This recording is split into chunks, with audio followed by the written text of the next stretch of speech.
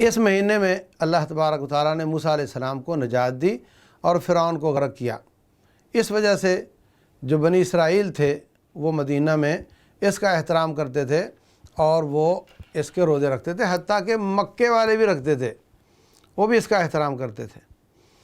اور جب رسول اللہ صلی اللہ علیہ وسلم تشریف لائے تو فرمایا انا اولا بموسیٰ منکم، میں تمہاری نسبت موسیٰ علیہ السلام کے زیادہ قریب ہوں، میرا تو وہ نبی بھائی ہے، رسول بھائی ہے، تو اگر ان کو خوشی ملی ہے محرم میں تو میں بھی ان کی خوشی میں شریک ہوں گا۔ لہذا آپ نے بھی مدینہ آنے کے بعد ہر سال 10 محرم کا روزہ رکھا اور حکم دیا کہ لوگوں تم بھی رکھا کرو، حتیٰ کہ فرمایا کہ جس نے آج کچھ نہیں کھایا پیا صبح سے وہ آج کے دن کو روزہ بنا لے۔